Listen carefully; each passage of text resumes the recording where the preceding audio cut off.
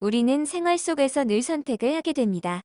경제교육에서도 제일 중요한 요소 중에 하나가 바로 선택입니다. 우리들이 벌 수 있는 돈과 그 돈으로 살 수 있는 것들은 한정되기 때문에 합리적인 선택이 매우 중요합니다. 이번 강의에서는 경제교육에서의 합리적인 선택과 소득에 맞는 지출 계획을 세우는 용돈관리 수업에 대해 학습하겠습니다. 먼저 누구나 할 수 있는 용돈관리 수업의 학습 개요를 살펴보겠습니다. 수업 대상은 4학년에서 6학년 학생이며 수업은 총 8차시로 진행됩니다. 학습 목표는 첫째, 저축의 필요성을 알고 용돈 관리를 해야 하는 까닭을 설명할 수 있다. 둘째, 합리적인 소비와 비합리적인 소비의 의미를 알고 상황에 맞게 분류할 수 있다. 셋째, 지출 항목을 유형별로 정리하고 지출을 줄이는 방법을 설명할 수 있다로 구성되어 있습니다. 주요 학습 개념으로는 소득, 지출, 자원의 희소성, 비합리적인 소비, 기회비용, 신용, 부채, 용돈 관리가 있습니다. 다음은 이번 수업의 단계별 활동을 살펴보겠습니다. 단계는 크게 프로젝트 이해 및 준비하기, 소비와 관련된 문제 해결 학습, 대출, 신용과 관련된 문제 해결 학습, 발표 및 평가로 이루어져 있습니다.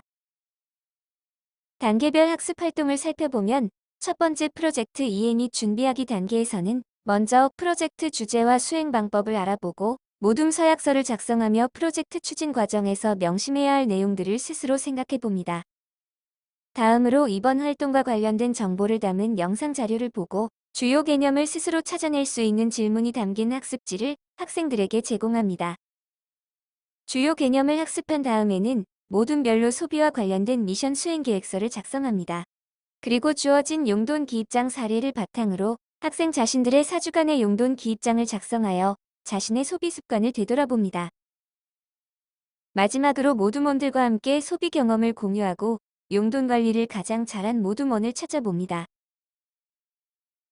두 번째, 소비와 관련된 문제 해결 학습 단계에서는 먼저 읽기 자료를 통해 용돈 관리란 무엇인지 알아보고 용돈 관리를 하려면 기회비용을 고려한 경제적 선택과 고민이 필요하다는 것을 학습합니다. 다음으로 용돈 기입장 예시 자료를 분석하여 소득과 지출의 문제점을 찾고 지출 유형을 분석합니다.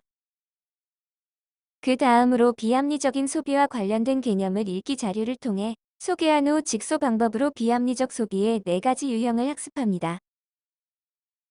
마지막으로 자신의 소비 습관이 비합리적 소비 유형 중 어떤 것에 속하는지 반성하는 시간을 가집니다. 세 번째, 대출, 신용과 관련된 문제 해결 학습 단계에서는 먼저 주어진 자료를 통해 금융 개념을 학습하고 이를 활용하여 모둠별로 두 번째 미션 수행 계획서를 작성합니다. 다음으로 대출과 신용의 핵심적인 개념을 읽기 자료를 통해 학습합니다. 그리고 학생들이 지금까지 학습한 정보들을 활용하여 잘못된 소비 습관을 가진 친구가 자신의 소비 문제점을 교정할 수 있도록 편지를 개별적으로 작성합니다. 마지막으로 모둠원들과 함께 지금까지 학습한 내용을 바탕으로 발표 자료를 만들기 위한 준비를 합니다. 마지막, 발표 및 평가 단계에서는 지금까지 학습한 내용을 바탕으로 모둠별 발표 자료를 만듭니다. 이때 교사는 두 번째 단계 직소학습에서 선정된 전문가들이 각자 학습한 분야에 중점을 두어 발표를 평가하도록 안내합니다. 또한 모둠별로 발표를 할 때는 가능한 모든 모둠원이 나와 발표를 할 수 있도록 안내합니다. 모둠별로 발표 자료가 완성되면 순서에 따라 발표를 하고 각 모둠의 분야별 전문가들이 질의응답하는 시간을 가집니다. 끝으로 자기 평가지를 작성하고 평가 결과를 공유합니다. 그리고 본 프로젝트에 참여한 경험을 바탕으로 성찰 일지를 작성하며 모든 과정을 마무리합니다.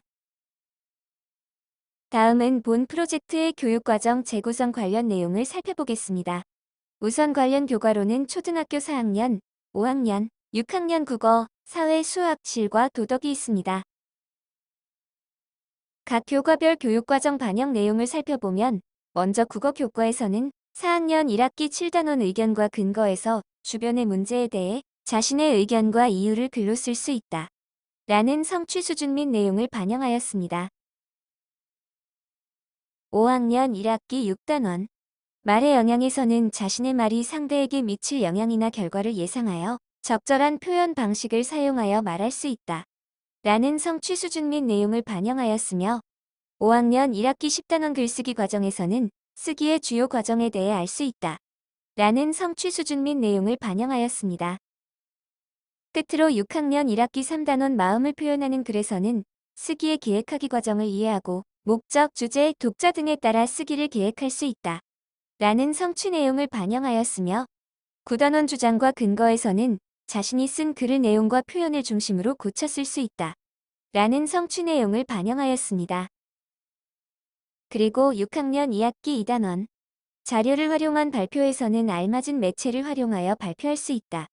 라는 성취 내용을 반영하였으며 3단원 적절한 근거에서는 주변에서 일어난 문제에 대하여 이유나 근거를 들어 주장하는 글을 쓸 수 있다. 라는 성취 수준 및 내용을 반영하였습니다. 다음으로 사회교과에서는 4학년 2학기 1단원 현명한 선택에서 경제활동에서 합리적인 선택을 하기 위해 고려해야 하는 기준, 비용, 만족감, 사회적 영향 등을 제시할 수 있다. 라는 성취 수준 및 내용을 반영하였습니다. 수학교과에서는 4학년 1학기 6단원 막대 그래프에서 실생활 자료를 수집하여 막대 그래프로 나타낼 수 있다. 라는 성취 내용을 반영하였으며 6학년 2학기 4단원 비율 그래프에서 주어진 자료를 원그래프로 나타낼 수 있다. 라는 성취 내용을 반영하였습니다. 그리고 6학년 1학기 실과 1단원 용돈과 시간 관리에서 시간과 용돈을 효율적이고 합리적으로 관리할 수 있는 방법을 알아 실천할 수 있다. 라는 성취 수준 및 내용을 반영하였습니다. 끝으로 6학년 1학기 도덕 3단원 갈등 풀기 단원에서는 일상생활에서 발생하는 다양한 갈등의 원인과 그 해결을 위한 대화의 중요성을 종합적으로 이해하고 갈등을 평화적으로 해결하려는 적극적인 태도를 지닐 수 있다. 라는 성취 수준 및 내용을 반영하였습니다. 이렇듯 본 프로젝트는 4학년부터 6학년까지의 다양한 교육과정 내용을 바탕으로 수업을 재구성하였습니다. 이를 바탕으로 프로젝트에 반영된 수업 내용에는 나만의 용돈 기입장 작성하기, 절약을 해야 하는 이유를 들어 설득하기, 돈이 없을 경우 벌어질 수 있는 일을 써보기, 자료를 이용하여 원그래프 만들기, 친구의 마음을 고려하여 고쳐야 할 점을 편지로 표현하기 등이 있습니다. 이번 누구나 할 수 있는 용돈관리 수업은 학생들의 잘못된 소비 습관을 바로잡고 올바른 소비 습관을 가지도록 하는 데 목표가 있습니다. 이러한 목표를 달성하기 위하여 하나의 이야기를 바탕으로 수업을 진행하게 됩니다.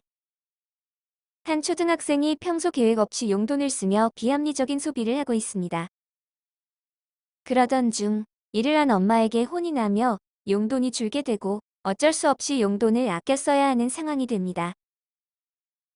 마침 학교에서 용돈을 관리하는 방법과 관련된 수업이 시작되고 이 초등학생은 친구들과 함께 평소 소비 습관을 되돌아보고 다른 친구들이 올바른 소비 습관에 대해 조언을 하는 이야기로 수업이 진행됩니다. 이렇듯 이번 수업은 실생활에서 경험할 수 있을 법한 이야기를 바탕으로 다양한 활동을 전개함으로써 학생들의 몰입도를 높이고자 하였습니다.